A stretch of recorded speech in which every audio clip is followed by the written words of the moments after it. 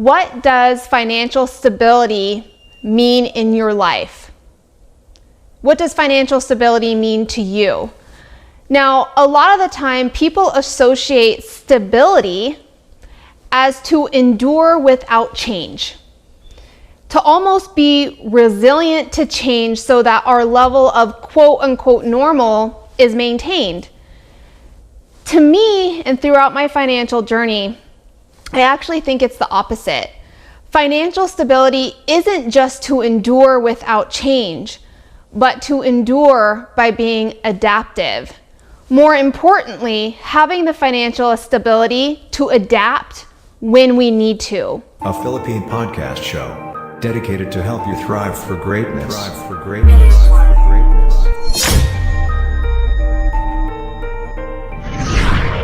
This guy is phenomenally passionate about what he does. How freaking amazing Jamir is. So skilled and so qualified, and I highly recommend him. Without a doubt, the best funnel builder I've ever come across. Yeah, really into the detail and cannot recommend him highly enough. Not only was efficient and fast, but he understood the project. The person who built our entire funnel from beginning to end and has been with us since day one is Jamir. Nothing but up. The podcast. With your host, Jamir and I'm always flexing. All right, welcome to the podcast. This is Jamir Angelo, your host for Nothing But Up, the podcast. Today is November 27th, Friday, guys. So this is season number 1, episode 18. But before we get our hands dirty on today's show, for some of you who are perhaps familiar with Thanksgiving in the U.S., this is a time of the year where it's going to be a long weekend for most of us, right? And yesterday was Thanksgiving. So that's a full-on break from Thursday up until Sunday. Long weekend ahead for most of our people out there, especially working in call center companies or dealing with U.S. clients and stuff like that. Now, some of you may also be traveling by now. Just be safe. Eyes on the road, stay safe, as again, the virus is still there. It's real. So, just be safe, everybody. But, before anything else, ito, just letting you guys know that, I don't know if you've seen, the trend with Twitter and Facebook yesterday, and it's true. That Jamir Garcia, the frontman of Slapshot, died yesterday. So my condolences to the entire family, to Ms. Jaya. My condolences to you. And just, for you to know, I named my son after Jamir. I'm a big fan of him and Slapshot. Been following the band for the longest time. And it's just sad to hear the news. I thought it was fake news. Unfortunately, it wasn't. But again, my condolences to the family. And guys, before anything else, I want to give my shout out to everybody that has fully supported the show since day one. Cole's Cansi, Mr. Dave, Maestro Campo, thank you so much for the support, man. Appreciate you so much. And avid listeners and viewers we have on the show from Cebu, Manila, here in Sarala, from where I'm at, in South Cotabato. We got solid listeners from the US, the Netherlands, Singapore, UAE, Canada, Australia, Germany, and just this week alone, I saw some listeners from Indonesia. So thank you so much for finding the show, for downloading our podcast episodes. So just enjoy our show, be motivated, be inspired, pull some learning and teachings for each and every episode that we throw out for you. And, trust that whatever situation you're in right now, you may be dealing with a lot of stuff. You'll go through it for sure. And, guys, today, let's talk about money and financial stability. So this may sound so cliche, right? However, this topic is never ending. It's never going to go away. In fact, it is much more important to talk about this, now, more than ever. Why? It is because, again, the majority, if not maybe 90% of humankind all around the globe is affected by the pandemic. That's the truth. It pays to have a casual discussion from someone like me who has been through hell with money and becoming financially stable. And I'm not going to be having someone today, that could really support this topic right now. And no other person could be that with our guest that I'll be putting in our show today. And there's no better person to sit on our guest chair tonight, rather than having our guest for sure in today's show. And he was very instrumental in changing my perception about money, about spending, even about vices, like my smoking habits and all that shit. Boss Benjo, if you're hearing it, maraming salamat sa iyo. I take that as a good, gesture from you, having to guide me all throughout this journey, and I thank you for that.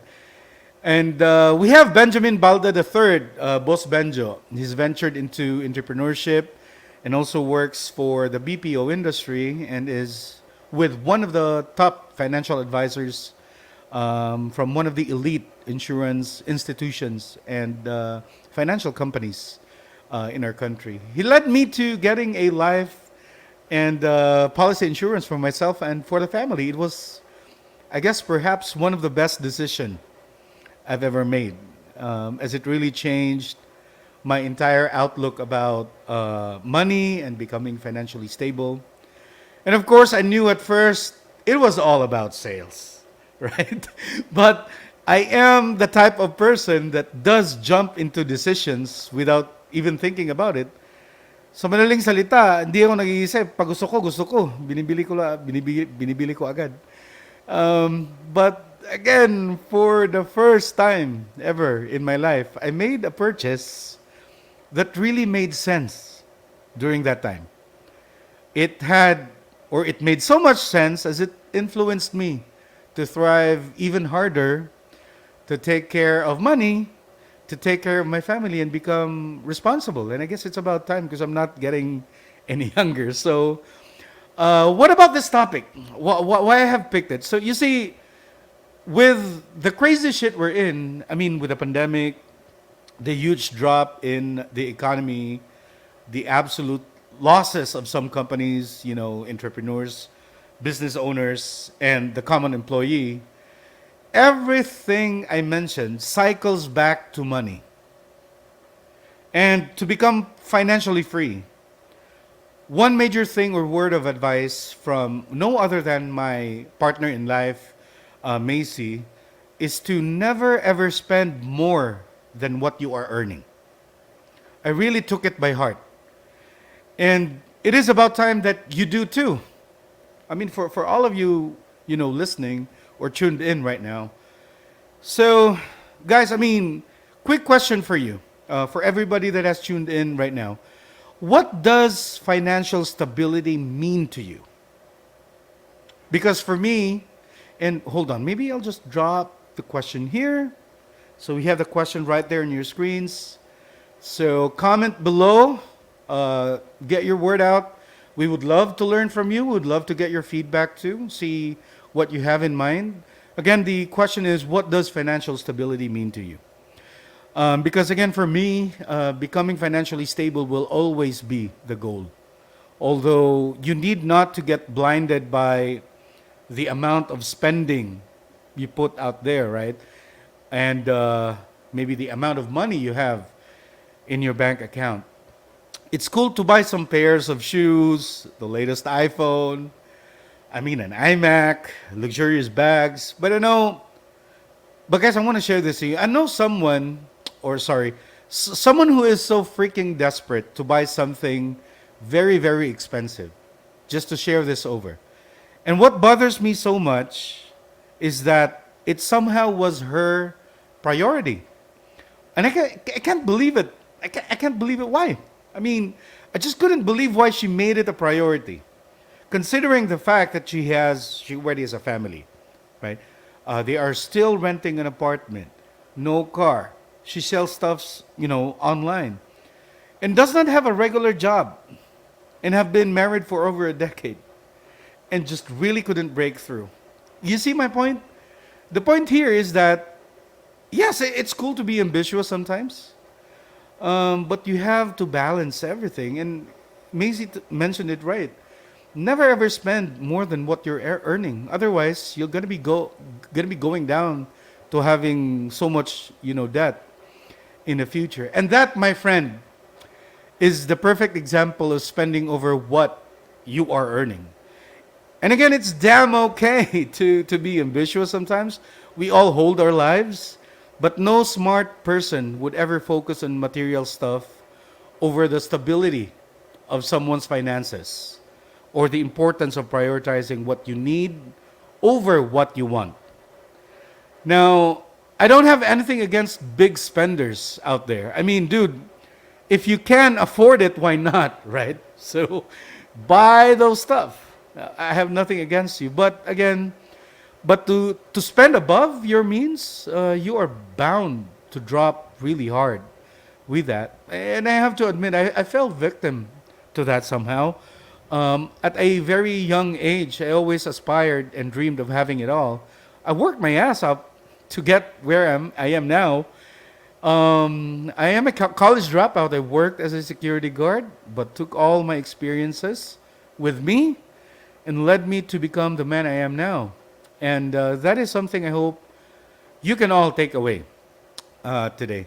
But if you feel like buying all the shit you love, go for it. But before you pull the trigger, think first and ask yourself these questions. Is this something I really need? Is this something I can live without tomorrow, or maybe the next day or next week? And if you can't afford an expensive, let's say, an iMac, an iPhone 12, a Mac, PlayStation, Jordans, LVs, and shit, go for something you can live with, my friend. I mean, you don't have to spend so much if you can't. And don't push it too much. You'll end up being in debt, and that will jeopardize everything. Your family, your finances. Learn to be practical and live by your means. It's not about, the Facebook likes, being loved on social media and all that shit, becoming a celebrity online. Fuck those stuff. You don't need it. So I hope you're getting some good takeaway right now. But for now, maybe let's try and pick some of our comments right here. We got one from Lucille. Thank you so much. Benjo, shout out. Thank you. We got one from Benjamin I know that this is our guest brother. Shout out to you, boy. Hope to see you later today. And Ate Laling, thank you for supporting. Guys, thank you so much for that. So, anyway, let's go. And I'm really hoping that you're getting some insights out of it. But as we go back, let's try and get our guest on board right now. And again, we will be having Benjamin Balda III. But again, for now, let's try and get a quick break from our sponsor. As they say, food takes people to places. So during these crazy times, one can take his taste buds on a trip to Western Visayas by trying out one of its specialties. If you've ever been to Negros Occidental, you may have already tried its famous comfort food, Cansi. It's a dish made with slow-cooked beef shanks in deep sour broth soup. Bacolod City is particularly famous for Cansi. It's an iconic Ilonggo dish that is now available in Cebu. Good news for Cebuanos. You can now indulge with a bowl or two of Cansi in Cebu. Introducing Coles Cansi. Located in the heart of Cebu. Open to serve you daily. To order, visit and message them on Facebook. Satisfy your craving and relieve that stress away. Coles Cansi. An iconic Ilonggo dish that is now available in Cebu.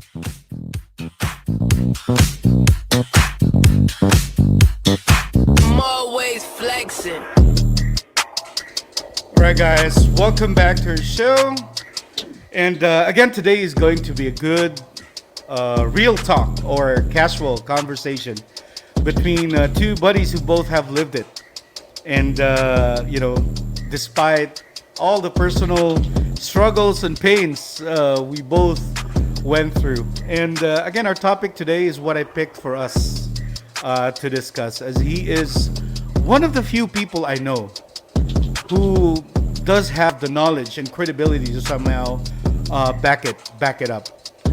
And guys, again, our guest today is currently connected and is working for a BPO company in Cagayan de Oro City. He's been so passionate about entrepreneurship, business, and is also currently connected with one of our nation's top financial and insurance institutions. But guys, before he made that massive breakthrough, just for people to actually know, is that actually he's also a college undergraduate like myself. He even took odd or weird jobs just to go through in life. He once worked as a mascot, ventured in sales, entered networking, and just like myself again, half of our lives we were professional standbys. That's the truth.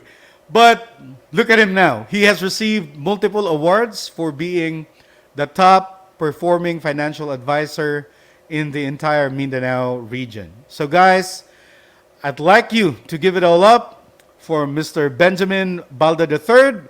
Welcome to our show, Boss Benjo. I'm gonna bring you in now. Hi, Boss Luke. How are you? How are you? Kumusta? Dira? I'm fine. Thank you. Good. Boss Joe, I know na konting panahon lang yung binigay ko sa'yo to get here. And it may have surprised you a bit, but again, thank you, Jake, for honoring us to be with you problem. today. Basta ikaw, no problem. Good. Anyway, let's dive right in. Boss Joe, I just wanna ask you something. Okay. It's been a while. Hindi ka na nakapunta rito. So, before we start the show, would you like to greet some of our viewers right now who might be listening? Go ahead, please. Hi everybody. Mga nakikinig kay Boss Luke na show. My family, for sure, nakikinig ko. Yan ako komportable. Makipag-usap kayo. Kahapon, I mean, hindi, siguro po, Boss Joe, kagabi, binalitaan ko sila. I'll be having Boss Benjo today. So yun, nakaabang nga. Ang daming nakaabang. Actually, Boss Joe, supposedly today, I'll be having a guest who was a previous dancer sa Sex Bomb Dancers dati. Pero nung nag-usap kami ni Haxo, kasi si Haxo pumunta rito, Sorala, dala niyo si Baby Sam. Shoutout pala ni Haxo, tsaka ni Jingjing. Shoutout to you. Dala niya rito, sabi niya, Boss, si ano na lang, si Boss Benjo kaya i-guest mo. So ngayong Friday. And maybe you can talk about, yun nga, ang topic natin today. So I was like, it makes sense. Kasi timely din. Kasi halos, or if not, most of the people are really suffering from this pandemic. So it really pays to provide some insights kung paano nga gawin, how to take care of money, becoming financially free, and all those stuff. So Joe, tell me, how did you start becoming a financial advisor? Actually, 4 years ago, I was transferred here in Cagayan. I have a job before. I was acting project manager at City Corporation. And then, actually, hindi nga ako directly become an agent. Actually, I was a client before. Oh! Yes, Nag-umpisa actually, as a client. yes, Okay. yes, exactly. I was a client before. We had a common friend. We met in a SM, I think. Taga-Surala rin. Oh, Taga-Surala okay. rin. And then, her wife is doing insurance. Mm. Offered me insurance, explained to me. Actually, I have totally no idea how this insurance. Actually, ang alam ko sa insurance is pagka namatay ka, your family will get something sa insurance. Yun lang. Ganon Totally din yung wala. logic ko dati. Hindi ko talaga alam. Yes. Because that was traditional insurance. That is Okay. traditional insurance. Yun yung nakagis na natin. Yun yung alam natin. And then, sakto rin, nagplano rin yung company ko before na to get project here in Visayas, Mindanao. Mhm. So I decided to look for another source of income. I asked her, how did you do that? Am I be able to do that also? In Mhm. a couple of trainings, you have to take a government exam to be a licensed financial advisor actually. Oh, Take really? that and yeah, and seminars.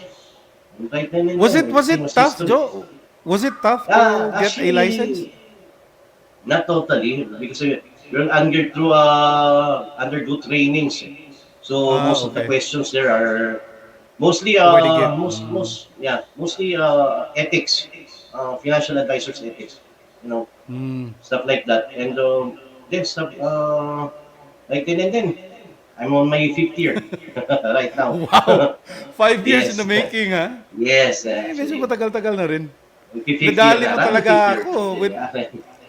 ano, Actually, I see, I enjoy.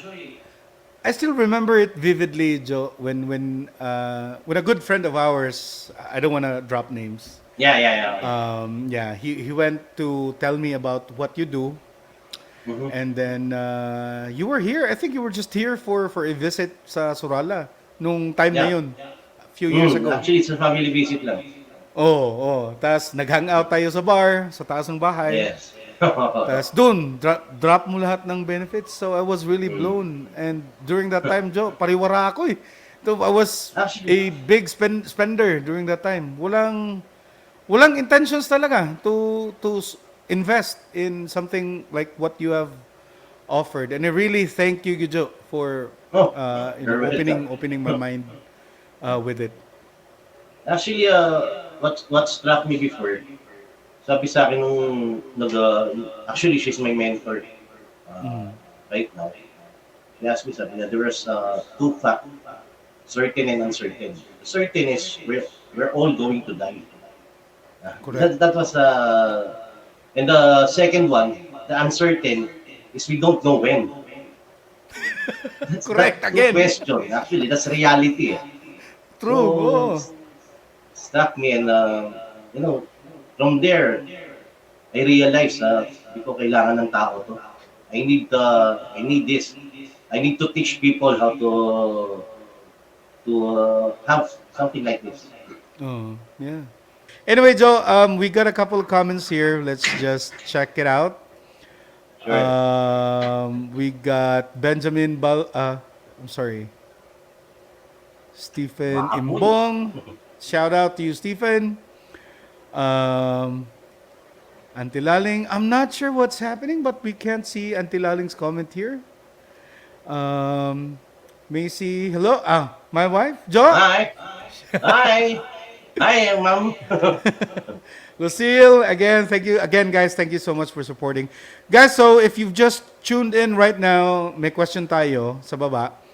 What does financial stability mean to you? If you comment below, that'd be great. I'm gonna be giving away, some freebies for you along the way. So I encourage you to comment below. And again, thank you so much for dropping by and supporting our show.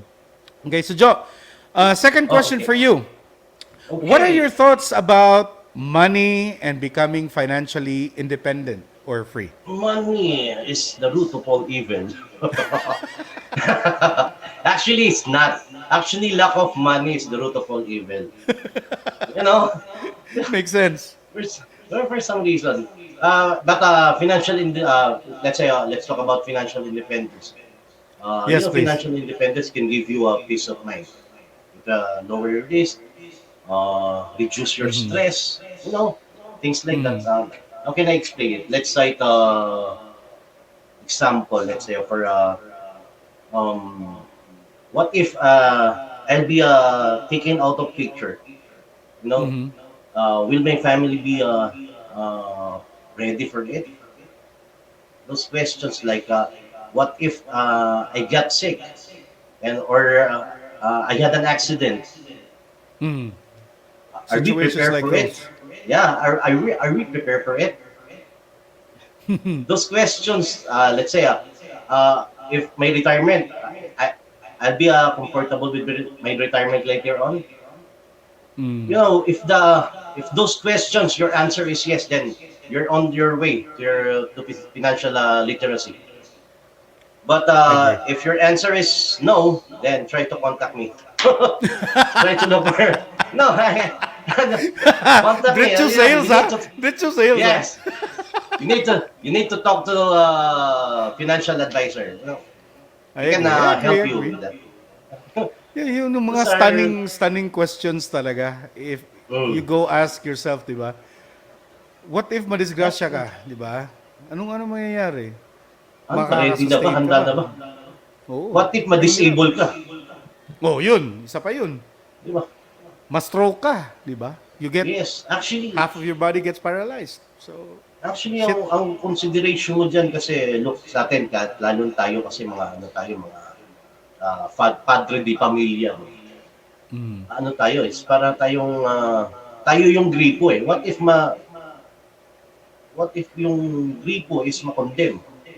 Wala nang tubig na lumabas. Kasi totally wala. So, paano mo survive yung family?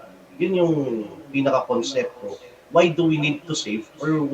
Why do we need to uh, look for financial independence in the future? Exactly. I guess, Joe, para sa akin lang ha, it's always the goal. Yeah, Like you and I mean, pare-pareho lang tayong pinagdaanan eh. Again, almost half of our lives, tambay tayo, di ba? Yes. Nararaanan natin kung gaano kahirap kumita ng pera dati. Kung ano-anong mga gig lang pinapasukan natin, di ba? So, it did came to a point that both you and I realized this issue. And it's still a concerning issue, especially for Filipinos. That people just, even the rich, I mean, some of them may have life or policy, right? Insurance. Yes. Pero not all of them have it. So that is why people like you come in their way to enlighten them about stuff Yeah, like this. exactly. Kasi Joe, kung hindi kita nakausap, talagang wala eh. Ang mindset ko dati, wala, pinipirahan na tayong mga kampaning to. Yun lang. And Actually, before before I started becoming a financial advisor, actually, my purpose is just to earn money. Mawawalan ako ng trabaho before eh. And then naghahanap ako for another source of income. And then later on, as I dealing with people, most of my clients, those friends ko, family. So later on, it's not all about the money. It's all about meron ng sincerity and everything. correct. Iba na, naging iba na yung perception mo about doing this, about doing the business. Iba na yung perception mo. The money will come. The money will follow. As long as you're it's more on helping people na eh. Helping people and later on, money will follow. That's how it goes. Exactly. Siguro kaya tumagal ako. Then again, dahil doon, actually, it really opened my mind behind the concept and the idea. Ako, if not for you, closed-minded ako sa ganung topic. I thought nga parang wala to. Pera-pera lang tong usapan na to. Pero nung in-explain mo and you laid it all out, it really enlightened me. But Joe, I know you've been in the you've been a financial advisor for quite some time now. 5 years, you said, right? Running 5 years. I'm already a senior financial advisor. Nice. And before that point, Joe, before you became a financial advisor, was there a point in your life where you did struggle financially? If you are open to share. Oh, of course. Napakarami. Points. Actually, ang dami meron yung isang instances na parang this is parang unforgettable to me. Mag-i-exam na yung mga anak ko, si Bossing. Si Bossing. Elder son. Yeah. Hindi na punta ako doon mga 8 o'clock sa school. Di pa kasi nakakabayad. And 3,000 lang ang kailangan kong bayaran. Paang? Wala akong pera actually. Talagang broke, talagang zero. And then pagdating ko doon sa school, yung anak ko nasa labas ng classroom. Samantala yung mga kaklase nag-exam mo. So how will you feel, di ba? Fuck. So nakiusap ako sa teacher, promissory note. They allow me. Although may support naman ako sa family ko, naman. Pero not all the time naman na sa kanila mo hihingin. Oo, totoo. And during that time, talagang struggle with my business. I have a food business that time. And talagang kinain niya yung oras Kinain niya yung oras ko that I can even do my insurance, my service insurance. And I think that was the lowest point of my life that I can remember right now. And from that day on, I thought to myself, it will never happen to me again. Although I have very poor self-esteem during that time. Random ko rejection before. Pagka tumatawag ako, konting rejection, dinadamdam ko. Self-confidence was very low. You have no savings at all. You're talking about savings and you don't have savings because lahat nabuhos ko doon sa business na tinutukan ko, and suddenly, business may ups and downs yan. True. Yeah, that's luckily I'm not stuck with that. Joe, I really appreciate you for sharing that story, and perhaps it may have been the lowest point. It's heartbreaking, Joe, to see your son outside the classroom, and to having to go through that. And just to share this to you, I may have come through a similar situation like you in the past. Ang hirap. Dati security guard ako dati. 4,500 lang yung income ko monthly. Halos wala na akong kinakain dati. Grabe. Sobrang hirap. And I'm hoping, Joe, that it and I think, Joe, that was really your motivation, Actually, when that happened. Exactly. Iba yung motivation pag nanggaling sa mga kids, kids were... Iba talaga. Yung hugot, mas malalim. That's wrong. And Joe, when you try to look back sa that situation, and I know that it was probably the most unforgettable and painful experience you ever had. And I guess you answered it already. It was definitely something that led you to where you are right now. Actually, yes. Every time I feel rejected right now, I always think I always go back to that situation. That nothing will be ever more painful for me than that situation. So If you reject me, oh, it's okay. I look for another. I don't feel anything right now. I'm Batman. You're back. You're back. Yeah. So, share mo, Joe. I mean, you before really plotting yourself as one of the elites when it comes to becoming a financial advisor. Nakwento mo rin sa akin, I think kanina, na half of your life you were a tambay. Nag-mascot ka rin dati. Yes, actually. Professional ako eh. Professional.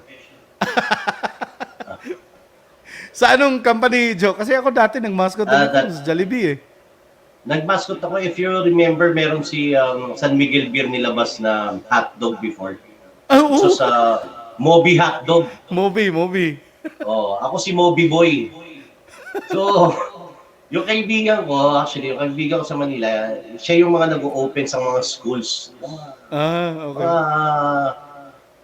Let's say mga kiosk, tapos ang binibenta nila hotdog. So, every opening, kailangan nila ng mascot. So, ako yung sumasayaw doon. Nung panahong yung, Joe, magkano yung talent fee? Dati, as far as I recall, parang 250 lang yung hourly fee namin sa Cebu. Mga 400 yon Manila. Okay. Actually, yung last na labas ko, hindi pa ako nabayan. May utang pa nga San Miguel sa akin. Walang yan, no? Tapos, yun, wala talagang literal na tambay. Dilihensya. Nabubuhay ka sa dilihensya. Yung tipong pagkagising mo, wala kang pera. Tapos, didiskarte ka na. Paano ka kakain ng breakfast, lunch, yun. Imagine. Hanap ng inom. Alam mo yun? Sa inom, ikaw yung taga-chop ng ice. Those were the days. Tanggero ka, ikaw taga-bili. Alam mo yun, sabi ko nga bukang bibig ka ng kapit ng tropa mo ba? Diba, ikaw yung bukang bibig, lahat ng pabibili. Benjo! Yun yung pero alam mo, swerte na rin tayo na nandito tayo, lumamo tayo ng ganito. Exactly. I mean, if you really come to think of it, Joe, would you imagine yourself being in your situation now, looking back kung ano ka dati? Di ba? Actually, totally na. Alam mo ba kung ano yung struggle ko during my first, siguro mga first half year ko sa being financial advisor? Is walang naniniwala. Sino maniniwala sa akin? Galing ako sa tambay. We're talking about financial, you're talking about savings. Sino maniniwala sa iyo, di ba? Those were, until, siyempre, result. You have result na, later on, meron kumukontak na sila. You have that skill, mga good boss Joe. Hello, baby! Hi! You have that skill, I think so. Ako, matindi rin yung background ko sa sales. So, nung tayong nag-usap, alam ko sales to patutungo eh. Pero, nakita kung gaano ka-genuine mag-layout ng need ng iyong kliyente. Thank you naman for appreciation. It was genuine and I felt it. Alam mo naman tayo, galing tayo sa kung saan ka galing din. May lukso ng dugo. Lukso ng dugo, kumbaga. So it's a no-brainer nung sinabi mo. It definitely jumped right into it and took the chances. But Joe, I mean, before, I want to pick your brain sa topic natin today. What's your opinion about people living above their means? I mean, spending more than what they're earning. What's your take on that? Actually, I understand. No, I really understand that. We have to enjoy our income, but expensive. What can you say? If you okay, what you earn, then you'll be did you get it already? If you spend what no, if your expenses is greater than your income, no, you're ending up in a dangerous situation. Yeah, you're ending up in debt. True. Now, if you're living within your income, well, that's not it's okay, but we're not suggesting that. The Yeah. best is you live below your income. Let's say for example, no, you have 10,000. You have 10,000 pesos. Your monthly income is 10,000. Save 10% of it, 1,000. You save that money, that 9,000. We call that as a disposable income. There, where you have to dispose that, but make sure to save, not even the smallest amount. Just You save. can. Yeah, just save first. Save first before you expend. Perfect. That's what because many people actually, even me, if you please take note of this. If you're buying things right now that you don't need, you buy because you can afford. You're buying things that you don't need. Time will come that you're going to sell a thing that you really, really need. You know, Wow. that's Na, that's true napaisip actually. ako dun ah. Totoo yun. Totoo yun. I agree. I agree, Joe. And that's Dami exactly ka the na reason ba't experience yun. andito ka ngayon. Yun yung Powerful. dam, mm. I myself experienced those things. Dati pag may income ka, ang problema kasi sa atin, look, mostly sa atin, katulad natin, nasa mediocre life lang tayo. Once na kunyari, we tend to, let's say, na-promote ka, yung income mo nag-increase, yung level of living mo nagsumasabay eh. Oo That's nga. the problem eh. Totoo. Di ba? The problem before, let's say, the brand of ketchup that you're using before is ano lang, kunyari yung ordinaryong banana ketchup lang. But no, nag-increase na income ko eh. Let's go for a higher brand. Naging Heinz Why? na yung ketchup mo. Yeah, naging Heinz na. Why? Pero why? For the reason that naka-afford mo na ngayon, yun lang yung You reason can eh. buy it. Wala pang reason eh. Baka kung gano'n yung mindsetting mo, later on, pagka tinamaan ka ng, let's say, katulad itong pandemic, baka later on, ultimo ketchup, hindi mo na matikman. Talagang napuntang usapan ng ketchup ha? Hindi, yung sample. Yun lang yung pinaka-sample. Kasi tayo, dati sanay ka lang sa Spartan. Na-promote ka, you go for Havayanas. Yung mga ganun na, yung mga ganun. Pero although, big jump, no? Big jump ba? Yeah, buong buhay mo naka-Spartan ka lang naman, okay ka naman. Pero dahil lang sa dahilan, the only reason is dahil afford ko na ngayon. Which is not valid for me. For me, it's not valid. Correct. Diba? Correct. Makes total sense. Kasi with your entire life, if naka-Spartan ka lang, di ba? Bigla-bigla. Makes sense talaga. Wala naman. But sana kung nagtitiis ka, most of your life nagtitiis ka with the Spartan, and then nag-increase yung income mo, then I'll go for a better comfort. But no, you're already used to it eh. Oh, true. Di ba? And for Christ's sake, parehong goma lang yung dalawa eh. Yes, exactly. The only reason that you can cite is because now I can afford, which is that's bullshit reason. Yeah, I agree. Totally agree.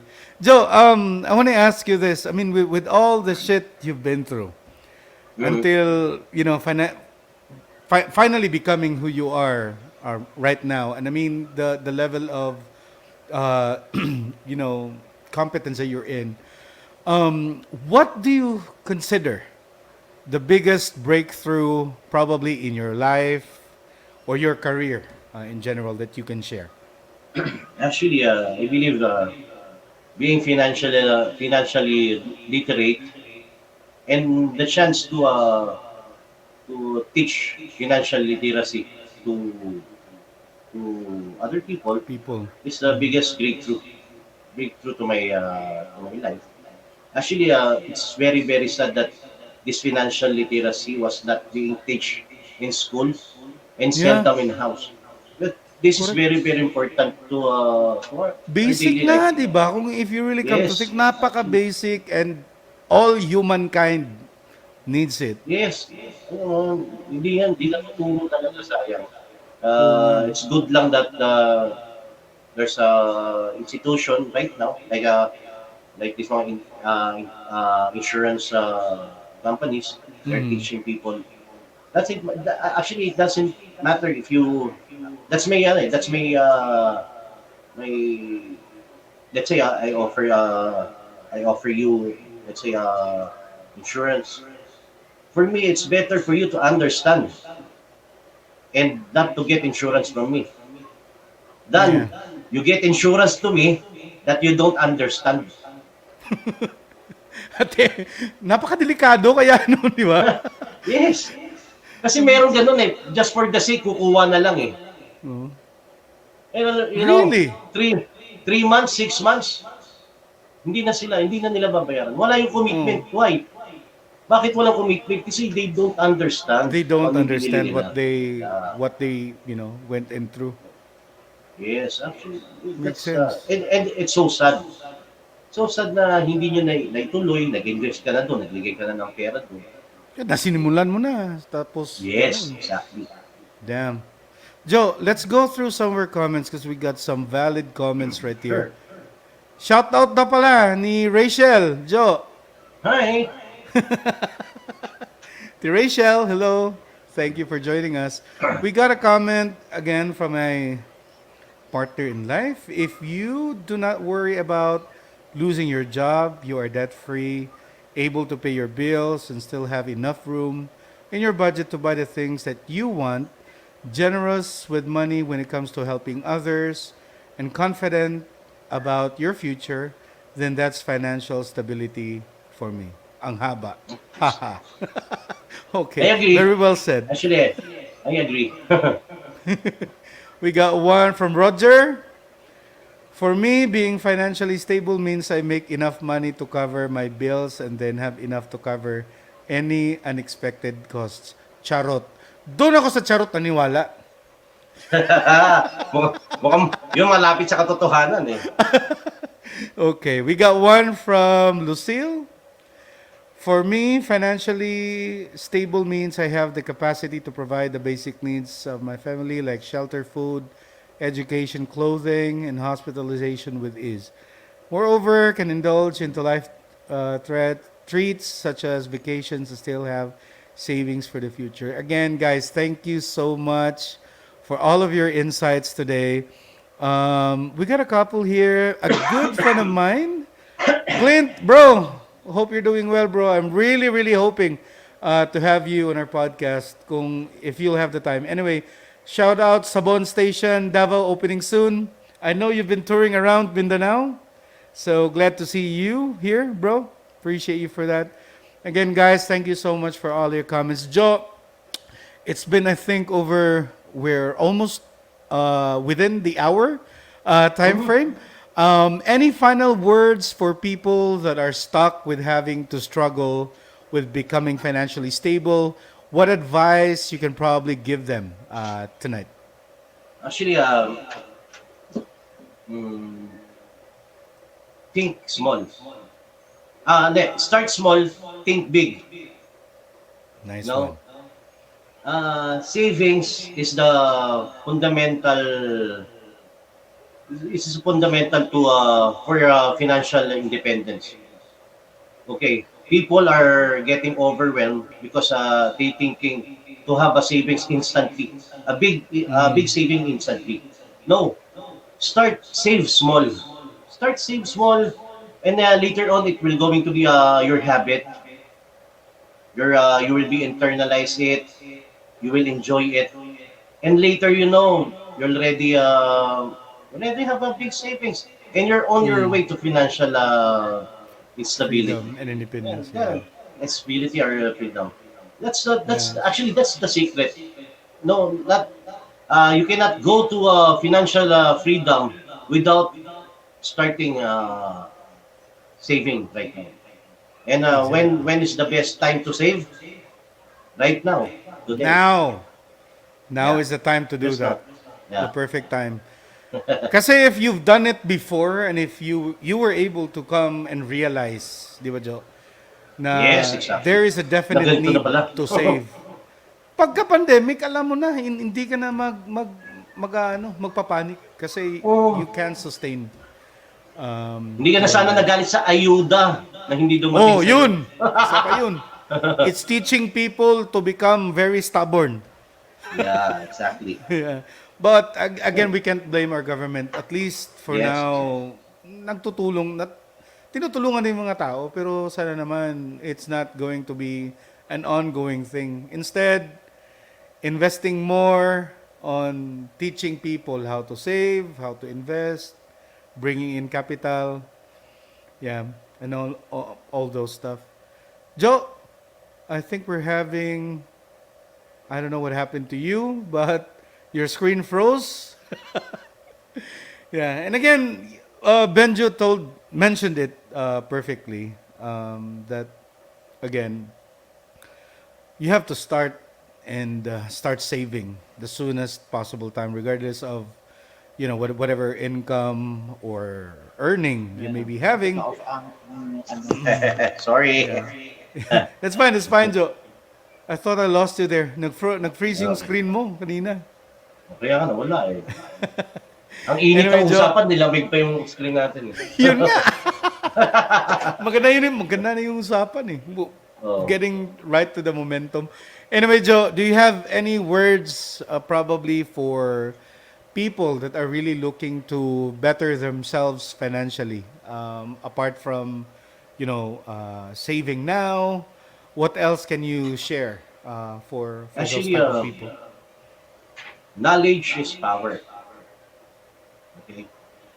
Try to, in order for you to break the old habit, you can try to study financial. Marami na ngayong mga financial things na pwede pag-aralan, how to save. You can also contact us. We can also teach you how to start saving, start thinking for your future. That's ang dami kasing possibility na ngayon. Mostly of insurance company right now are focusing on let's say variable things. Not only focusing on health or death, but we are focusing right now on investment. Correct. So try to learn, study, and later on that old habit will later be gone, and start saving, and sabay-sabay tayo pumunta sa financial freedom. For sure. Nothing but up. Exactly. So Joe, let's promote your stuff, Joe. And speaking of trying to contact you, what's keeping you busy right now? What are you engaged with? And perhaps how can people try and reach you if they need someone like you to guide them through and probably lead them to a better financial decision in the future? Just you can give me a call. I can or through you, they can you can reach me out through Boss Luke also. Right now I'm enjoying working in the BPO. Nakakabata doon. and and So Joe, you're working graveyard shifts right now? right now, yeah, my duty is later 9 o'clock. Yeah. Good. It's open for another market. I'm still cooking, toppings na, deliver food, different viands and appetizers, stuff like that. Yeah. Wow. Just anything that will produce ng income. For sure. I'm into it. That's the way to go. Yeah. That's the way to go. Yeah, as long as it's moral and legal. Yes. I'm into it. Then just give me a call if ever you need advice or guide for your financial future. Then just give me a call. I will, do I need For sure. do I allow to tell my number, please? I will be putting descriptions for our episode and then maybe try and reach you through Facebook perhaps to get to communicate with you. And just so you know, this podcast show is not isolated just within our local region. So we're all over the Philippines. We got supporters all over the country that could really put, have some beautiful insights from what we were able to talk today. Because again, para sa akin, Joe, it is very timely considering the pandemic situation that we're all in. Yeah, exactly. And siguro, like, for people like myself who's doing some freelance jobs that maybe has the capacity to save at the moment, they just don't know how, they don't know what avenues to reach. Like myself, when I started a few years back, I was totally blinded by a different perception of as to what insurance are, what life policy is all about, and then, like what you said, you could probably be the gateway towards their perception as well. Because we can't blame them, Joe, diba? I mean, that has been the traditional way of insurance before. So obviously it has evolved. Yeah.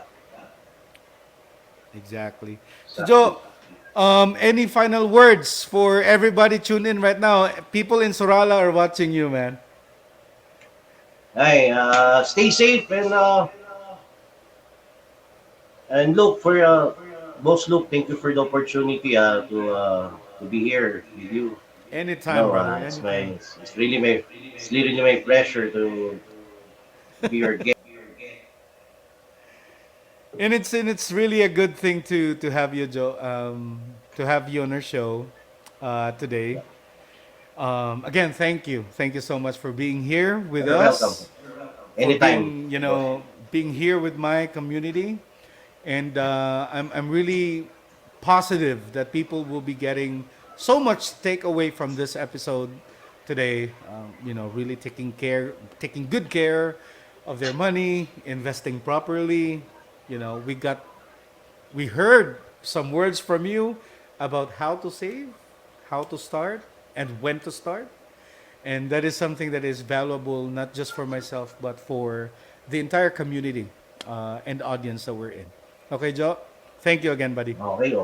Thank you very much. Look, mabuhay ka. Guys. Keep it up. Thank you. This is for everybody, Joe. I mean, again, it's not just for me, but I'm spreading the word out there. Always thinking positive and putting positive things for our audience, perhaps. And Joe, I know it's been almost an hour, I guess.